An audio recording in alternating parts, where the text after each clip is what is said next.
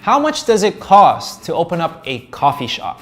50,000? 100,000? Well, if that's what you're wondering, then you must keep watching towards the end because I'm breaking down how much does it cost to open up a coffee shop. So make sure you guys keep watching. Hello friends, my name is Wilson, your friend in helping you build a thriving small business and a profitable food business. Now, before I dive into all the details in building a coffee shop and the cost breakdown, please go ahead and smash the like button because that's really gonna be able to help me bring this video to more people like yourself. It's gonna help me a ton.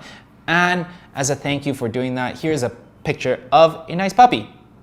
So if you're watching this video, you must have a high interest in opening up your coffee shop one day. And that's exactly one of my dreams too, is to open up a coffee shop like many other people. And yes, I went out there, created it, and sold it after 5 years. Now, today, I'm gonna be sharing with you this fast growing food and beverage concept. And by 2025, it's estimated to hit more than $237 billion.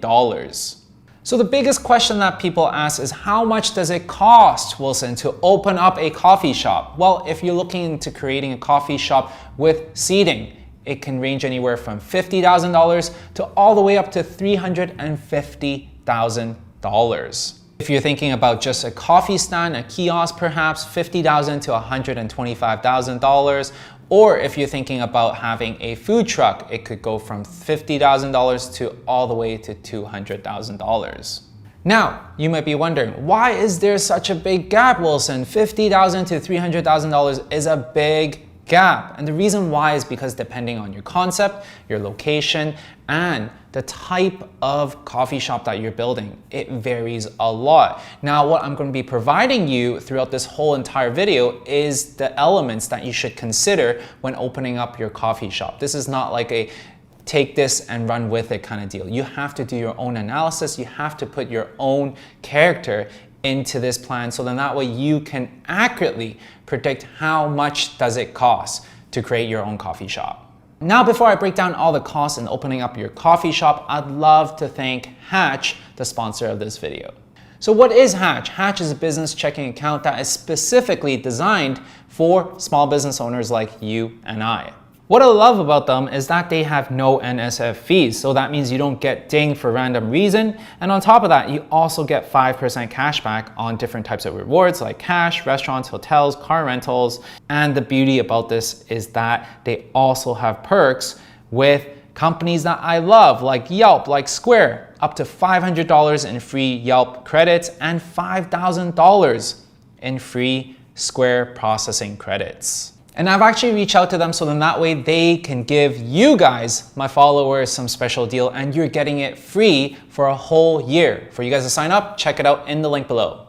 Now let's dive right in. The first component that you need to account for the cost is your business plan. This is something that a lot of people talk about. It might sound cliche, but it definitely isn't, because a business plan allows you to see the map, to see where you're going. It not only allows you to see that, but also your partners, your vendors, and your banks that are going to be loaning you the money. So that's the reason why creating a business plan allows you to account for all the different costs. And throughout this entire video, we're going to be accounting all these things into your business plan. And if you want to check out how to create a proper business plan, definitely check out this video right here. Now that we have the foundation, your business plan, where you plug in all your costs, where you account for everything, the second component to understand your costs for your coffee shop is your location. Location, location, location. Location accounts for a big part of your cost. Now, when it comes to the location, there are 4 variables that you must account for the price of your location. First up, the foot traffic. If you're having your location in a high density, high foot traffic area, for example, downtown core, the rent is going to be substantially higher than having your location at a nearby neighborhood community because that area has less foot traffic. Second variable when it comes to the cost of your location is the size. When it comes to size, it really comes back down to the concept that you have it in mind. Are you thinking about having a grab and go kind of experience? Or are you going to have a sit-down environment where people can come and hang out and chill? Typically speaking, I would recommend opening up a 800 to 1200 square feet location. relatively big in size, because at the end of the day, when people come to a coffee shop, they're looking for a place to hang out, not necessarily grab and go, because grab and go coffee, they might as well make it from their home. And that's the reason why you must account for a higher budget for an 800 to 1200 square feet location. As a bonus tip, I would highly recommend you to find a broker when finding your location, because they have all the average costs per square foot at different locations and for different square footages. Third variable when it comes to the cost of your location is the renovations. When it comes to renovations, there are two types of renovations that you can lease. First is a complete blank slate. Oftentimes it is a new development. Now the landlord bought it and now they're just renting it out to you. Complete blank slate, and all you have to do go in is there's nothing in there. That means you build your own washroom. That means you build your own lighting, your own electrical, your own underground piping and all that. And oftentimes you can actually negotiate with your landlord to give you a leasehold improvement. Oftentimes it comes into tens of thousands of dollars that they give you as a subsidy, because they're highly incentivized to do so. After they rent it to you for, let's say, 3 years, 5 years, they get to keep the renovations that are in the building, and that's the reason why they would want to give you some kind of subsidies. That's the first type. The second type of places that you can lease are the ones that are existing units that are already out there. That means the washroom's already built, the electrical's already all up, everything is already done. You go in and all you have to do is apply lipstick service. What does lipstick service mean? That means new painting, new decor. And as a new first-time owner, I highly recommend you guys to go down this route, and it is more common for people to go down this route as well, because at the end of the day, it just saves a lot more money. However, a lot of people, why they choose their first route to redo everything is because they have the budget to do so. Because they have a vision in mind that they want to build out completely from scratch. And a lot of times when people are building up coffee shops, it's either for a really big passion project, which is why they would choose the first one, or for them to actually treat this as a cash cow. And that's the reason why I highly recommend, if you're watching this and if you want to build this as a profit generator, go with route number 2. And last variable that you must consider when choosing a location is whether there are any miscellaneous costs. For example, if your location is inside a strata unit or in a mall location, oftentimes they're gonna ask you for a portion of your revenue. And sometimes it might not be worth it, even though they have high traffic. So definitely something you would want to consider. And some other strata units, they have some crazy amount of fees that they charge, whether it is your garbage disposal, whether it is your utilities, whether it is your gas or water. So definitely check out the details, because oftentimes the devils are in the details. And if you want to learn more about how to figure out your lease terms and the things you should look out for when signing a lease, then definitely check out this video. We dive deep into how you can check out your own lease and negotiate a really good term. The third type of expense you must account for when starting your coffee shop are your equipment. Yes, equipment is going to be a big chunk of your initial investment. Now, equipment is no joke, especially your coffee brewing machine. It can run you anywhere from $3,000 all the way up to hundreds of thousands of dollars, depending on how professional you want your equipment to be and how sophisticated you want to be. Now, why is there such a big discrepancy when it comes to brewing machines? Well, it depends on the functionality that you would want. For example, if you're looking for something that is quick, like McDonald's or Panera Bread, then you can have those one press button machines that spits out great quality coffee, but also allows you to reduce your time, the people spent on it, and it just makes the whole thing super robust. Now, if you want to be a little bit more sophisticated, you can have the semi-automatic machines, which allows you to have more control on the beans and how you brew them. Now, this type of machine is definitely going to set you back even more. And on top of that, if you want machines that have a bigger yield, that means you can create more coffee and more volume all at once, more heads, then that again would set you back even more. And in addition to coffee brewing machines, and if you're really serious about your coffee, a lot of people would consider roasting their own beans as well. So you would need your own roaster. That could easily set you back another $25,000. Now, aside from the brewing equipment, which is definitely one of the most expensive items, you're also gonna need these equipment as well. Dishwasher, blenders, display cases, toaster ovens, freezers, under-counter coolers, refrigerators, stand-up coolers, ice machine, storage racks, coffee beans, milk and alternatives, syrups, spices like cinnamon, nutmeg, cocoa powder, sugar, paper cups, containers, clear plastic cups, napkins, stirrers, straws, and lids. And if you're offering other types of food as well, then you would want to consider baked goods, bottled water, juices, and all that jazz. Now, I know this is a really big list and it might scare some of you away, but at the end of the day, I'm bringing this to your attention and expose you to the types of equipment that you might need. You don't necessarily need all of these equipment, so you can actually just account for the things that you may need, that you would want for your own concept, so then that way you can accurately predict the cost to open up your coffee shop.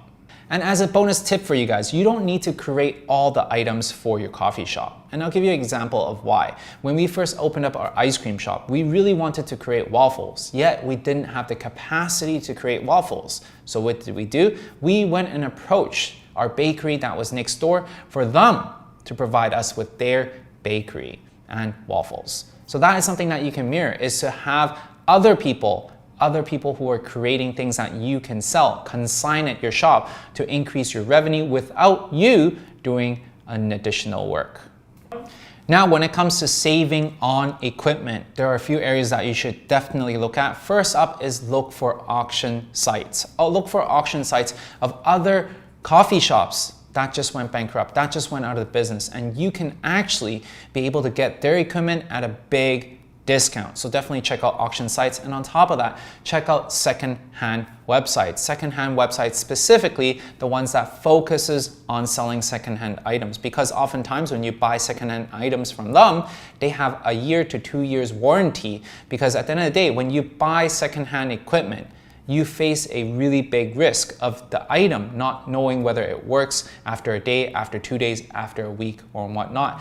And these items and these machineries are your money maker. So you definitely do not want to risk having your money maker break down in the middle of service. That's the reason why buy from either auctioneers or buy from reputable second-hand locations that actually do this as a living, so then that way they can give you the warranty. And in addition, if you don't have the cash flow to actually buy your equipment outright, there are oftentimes leasing companies out there that allows you to lease the equipment over a long period of time, either a year, 2 years, 3 years, 5 years term. The fourth cost that you should definitely account for is your POS, your financial software.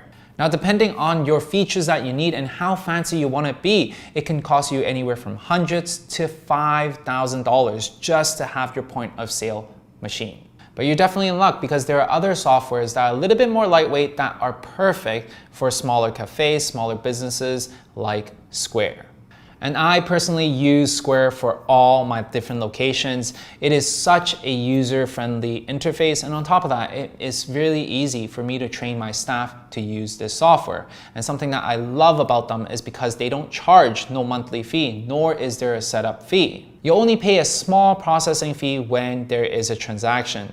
And if you are thinking about opening up a coffee shop, and if you're looking for a good, solid POS system, then I highly recommend you guys check out Square. Definitely check them out in the link in the description below. By using my link below, I do get a small commission fee, but it is at no extra cost for you. It helps me support this channel, so then that way I can feed Jason to create more of these videos just for you. The fifth component when it comes to the cost of your coffee shop is the interior and your exterior aesthetics. I'm talking about specifically the decor inside your coffee shop and also the packaging of your product.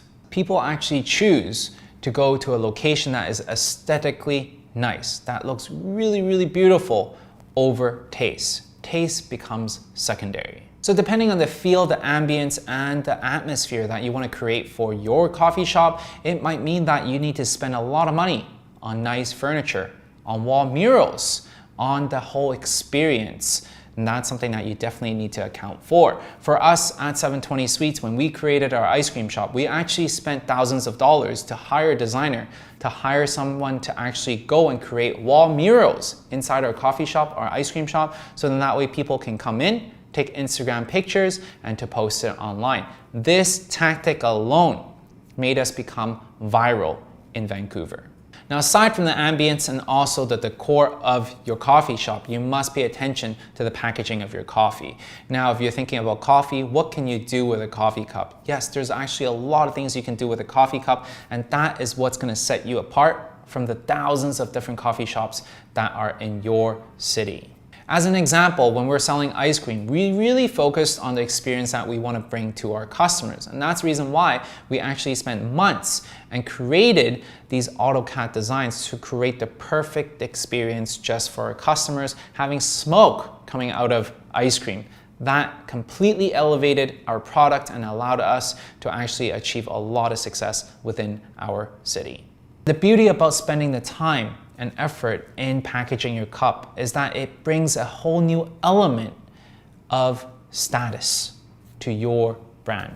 Because at the end of the day, when you're holding a Starbucks cup, it gives you a different feeling. And that's the reason why people are willing to pay $3-4 just for a cup of coffee, because the green logo, it gives you a status upgrade.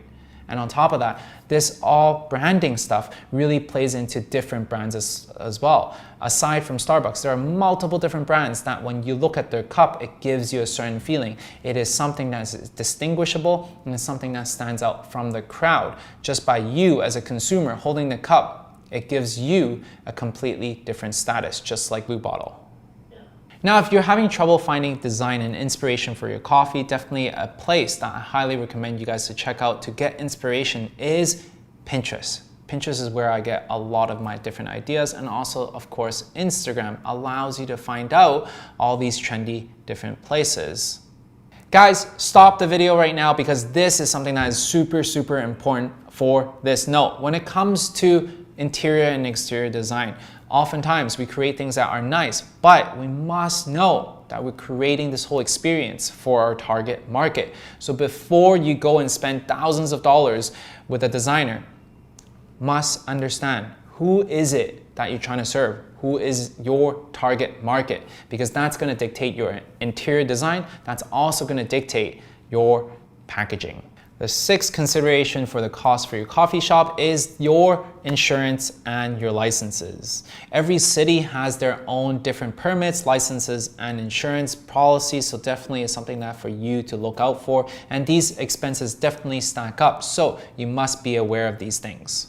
And guys, random mishap does happen, and even though when you're operating your coffee shop, you require your insurance, definitely you should check it with your insurance broker, because if someone comes in, they slip, they can actually sue you.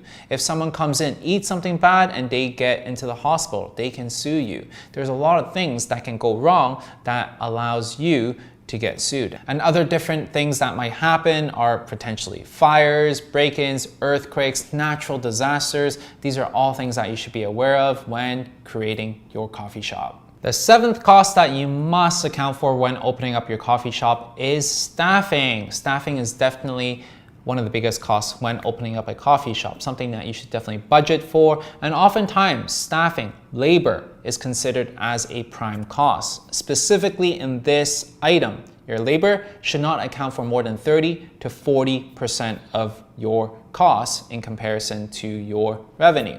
And the beauty about opening up a coffee shop is that the talent required for you to actually create this product, it's much less than a fine dining location. And that's the reason why your labor should not be as much as the other type of food concepts. And in most cases, you only need 2 staff at one time in your cafe. You can cross-train them, allowing them to be a barista and also handling cash at once. So then that way you can have that kind of overlap, so you can actually account for the peak hours and also for the down times to save on your labor cost. And for this to work, guys, you must have a good team, have a good culture, have good training, and hire the right people, so then that way they can operate your coffee shop at the leanest possibility. And if you're thinking about how do I hire great talent, definitely check out this video where we cover how you can hire great talent.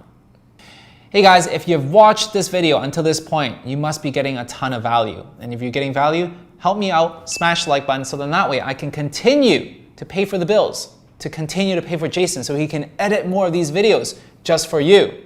Now, let's dive right back in. The last cost that you should definitely account for when opening up your coffee shop is your marketing costs. A lot of people do not budget for their marketing costs. I do not know why, but this is something that you must account for. People think that you just open the doors and people will come through. That is not the case. You must figure out and account for your marketing costs. So when it comes to marketing, that means you can hire an agency to do the marketing for you, or you can do this in-house. If you're hiring an agency, I highly recommend you guys to hire one with good track record that knows what they're doing. Or if you want to keep it lean, you want to keep your costs low, then I would recommend you guys doing this in-house, and we have a ton of video showing you how do you market in-house. Definitely check out our playlist right here.